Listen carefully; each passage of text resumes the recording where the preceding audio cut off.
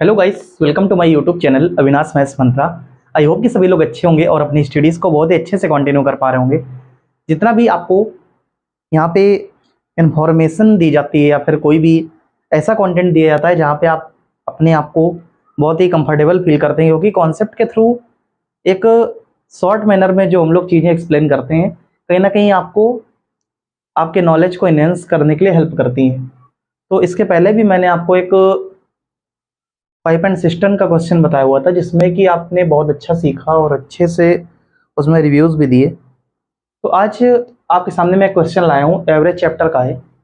यहाँ पे arithmetic portion को मैं इसलिए कवर कर रहा हूँ क्योंकि अब आरआरबीज के भी एग्ज़ाम स्टार्ट होने वाले हैं, बहुत सारे, मतलब आईबीपीएस, एसबीआई। अब बैंकिंग एग्ज़ाम का सेशन भी आफ्टर 2 मंथ स्टार्ट हो जाएगा। तो हम अपने अर्थमेटिक पोर्शन को एक ऐसा पीक टाइम है जिसमें स्ट्रॉन्ग कर सकते हैं। तो कहीं ना कहीं बैंक एंड एसएससी के कैंडिडेट जितने भी रेलवे एग्ज़ाम को भी अटेम्प्ट करते हैं उनके लिए भी फ्रूटफुल कंटेंट रहेगा अगर आप इस कॉन्सेप्ट को सीख लेंगे। ज़्यादा कुछ नहीं है, अगर आप कॉन्सेप्ट को समझेंगे तो छोटा सा क्वेश्चन है। आइए टाइम ना वेस्ट करते हुए इसको बताते हैं क्या है। लिखा है, किसी बल्लेबाज ने, कोई बैट्समैन है जिसने 12वीं पारी में यानी कि 12th सेंचुरी में, जो आपका 11 पारी खेल चुका है, 12वीं पारी में 63 रन बनाए यानी 63 रन का स्कोर किया, जिसमें उसके रनों की एवरेज में 2 रन की वृद्धि हो गई। यानी कि उसका जो रन रेट पहले चल रहा था, मान लो सपोज करिए वो पारी खेलता जा रहा है 11 पारी तक, उसका कुछ पर्टिकुलर एवरेज रहा है, तो 12वीं पारी में 63 रन बनाने की वजह से उसका जो ओवरऑल एवरेज है उसमें 2 रन की का इंक्रीमेंट हो गया। ठीक है ना। तो हम कह रहा है कि हमसे 12वीं पारी के बाद उसके रनों का एवरेज कितना है यानी औसत कितना है। नॉर्मल कुछ नहीं, छोटा सा क्वेश्चन है। आप इसको समझेंगे तो अच्छे से इसको कर ले जाएंगे, ज़्यादा कुछ है नहीं इसमें। थोड़ा सा थ्योरी में समझिए मैं आपसे क्या कह रहा हूँ। अगर आप लोग इसको रिलेट कर पा रहे होंगे तो थोड़ा सा इसको रियल लाइफ से रिलेट कीजिए। मान लीजिए सपोज करिए आपके यहाँ क्या होता है, सपोज करिए आप हो, ठीक है ना, आपके यहाँ कोई पर्टिकुलर जॉब करते हो तो उसकी एक सैलरी होती है, ठीक है ना। अब आपने क्या किया, हर एक मंथ में उसका एक्सपेंस डिसाइड कर दिया, ठीक है ना, कि सपोज करिए फर्स्ट मंथ इतना खर्च करेंगे, सेकंड मंथ इतना खर्च करेंगे, थर्ड मंथ इतना खर्च करेंगे, यानी हर एक पर्टिकुलर शेड्यूल बना लिया, ठीक है ना। अब होता क्या है कि जैसे सपोज करिए आपकी अक्टूबर मंथ में लॉटरी लग जाए, तो क्या होगा, उस लॉटरी की वजह से आपका जो ओवरऑल इनकम थी, या फिर इनकम की बात ना करते हुए अगर आपका अक्टूबर के मंथ में या किसी मंथ में पर्टिकुलर ईयर में कुछ ऐसा अनवांटेड एक्सपेंस आ जाए जिसकी आपने कभी भी इमेजिन भी नहीं किया होगा या कल्पना भी नहीं की होगी। भाई बहुत सारे ऐसे अनवांटेड एक्सपेंस आते हैं। मान ली सपोज करें हम अच्छे वाले बैठे हैं, हमको आईफोन ही पसंद आ गया, तो क्या है भाई, अब 1.5-2 लाख का फ़ोन आता है तो ऑब्वियस सी बात है हम उसके लिए या तो ईएमआई में लेंगे या तो फिर कहीं ना कहीं अरेंज करेंगे। तो मेरा एक एक्सपेंस हो गया, या फिर किसी की मतलब फैमिली में तबीयत ही ख़राब हो गई, कुछ ऐसा हॉस्पिटलाइज वगैरह कराना पड़ गया, तो क्या होता है वहाँ पे एक ऐसा एक्सपेंस आ गया जिसने हमारे पूरे ओवरऑल एक्सपेंस को जो हमने बना रखा था कि ऑन एवरेज हम मंथ में इतना खर्च करेंगे, उसको पूरा क्या किया जाता है, डिस्ट्रैक्ट कर देता है, फिर पूरा बर्बाद कर देता है। तो कहीं ना कहीं वो चीज़ें हमारी बढ़ जाती हैं ओवरऑल, ठीक है ना। तो सीधा सा मतलब ये है कि इसको अगर आप समझेंगे कि एक बैट्समैन है, उसने 63 रन 12th पारी में स्कोर किए हैं, तो लिख लीजिए average score by batsman on 12th century कितना था, 63 रन। अब एक चीज़ आप समझिए, थोड़ा सा क्वेश्चन की थीम पे ना जाते हुए आप इसको समझते रहिए, कहीं ना कहीं इसने 12th सेंचुरी में 63 रन बनाए। अब बताइए इसकी वजह से इसके एवरेज में 2 का इंक्रीमेंट हो गया।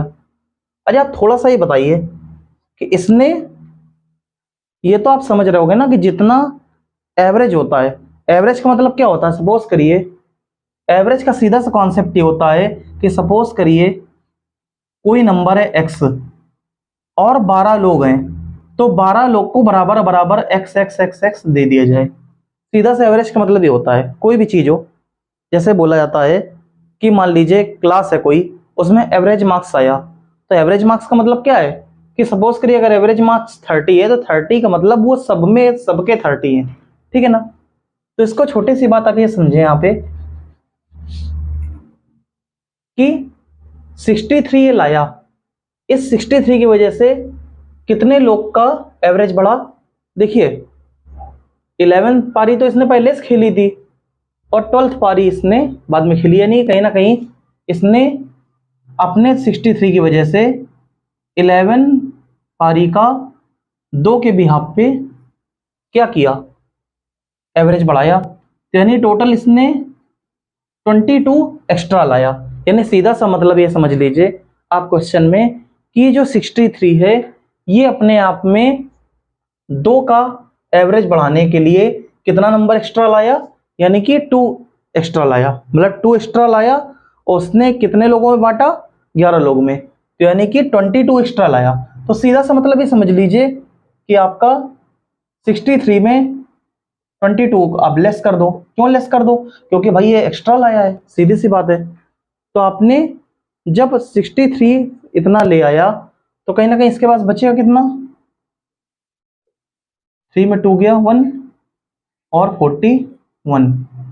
तो आपका ये जो आया है ये आपका 41 करंट का एवरेज आया है, मतलब इस टाइम पे इसका एवरेज कितना होगा 41। आई थिंक यही पूछ रहा है कि 12वीं पारी के बाद उसके रनों का एवरेज कितना है। तो सीधी सी बात है भाई, हम अगर सीधा सा यही फाइंड आउट कर ले, बहुत ही छोटा सा क्वेश्चन है, कहीं पे इसको लिखना नहीं है और आप ओरली भी इसको कैलकुलेट कर सकते हो और कहीं ना कहीं कॉमन सेंस की भी आपकी बात है।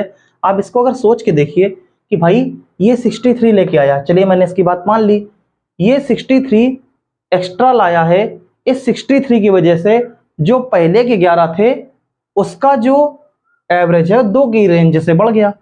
तो हमने 2 का एवरेज बढ़ाया कितने लोगों में से, 11 लोगों में से।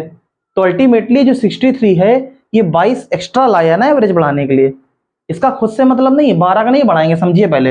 अगर 12 का बढ़ा देंगे तो सीधी सी बात है उसमें वो आपका 12th सेंचुरी वाला भी इंक्लूड हो जाएगा। हमें 12th सेंचुरी वाला इंक्लूड नहीं करना है, हमें ये फाइंड आउट करना है कि हमने 12वीं पारी के पहले तक जो 11 पारी थी उनमें कितना नंबर को बढ़ाया है। सीधा सा मैंने फाइंड आउट कर लिया कि मैंने 2 की रेंज को बढ़ाया है 11 पारी में से, तो मैंने एक एक पारी को 2-2 रन दे दिए, तो यानी टोटल में मेरे कितने की इंक्रीमेंट हुआ 22 का।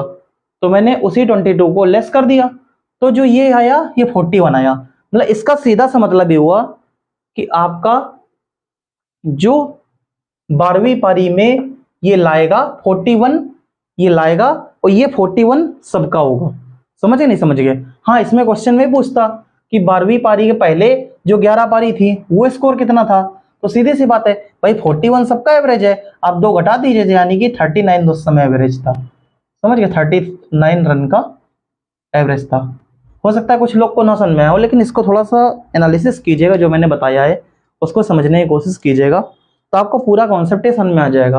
वैसे तो बहुत से लोग इसमें एक्स सेलेक्ट करेंगे, एक्स सेलेक्ट करने के बाद फिर 2 को इंक्रीमेंट करके सब करेंगे, तो उसमें उतना करने का कोई मतलब नहीं है, छोटा सा क्वेश्चन है। अगर हम लोग यहाँ पे शॉर्ट ट्रिक्स सीख रहे हैं तो शॉर्ट ट्रिक्स के भी आप पे काम करें। बाकी तो मैंने अपने और लेक्चर में बताया हुआ, अभी एवरेज के कॉन्सेप्ट में एक्सप्लेन किया, तो मैंने पूरा वहाँ पे डीपली सॉल्व करके बताया। लेकिन यहाँ पे क्वेश्चन जो है आपका बैंकिंग और एसएससी पैटर्न पे आपको सॉल्व करना है, तो विद इन 20 सेकेंड या विद इन 30 सेकेंड में आप कैसे आंसर निकालेंगे, तो मैंने बेसिकली उस पर फोकस किया है। तो आई होप कि आपको अच्छे से समझ में आ गया होगा जो भी मैंने चीज़ें बताई। आपको कोई डाउट लगे तो आप कमेंट में पूछ सकते हैं। बाकी मैंने जितना भी बेस्ट हो सकता है ट्राई किया। आप अच्छे से देखें, कुछ डाउट लगे तो कमेंट कीजिए। तब तक के लिए thank you so much for watching guys, bye.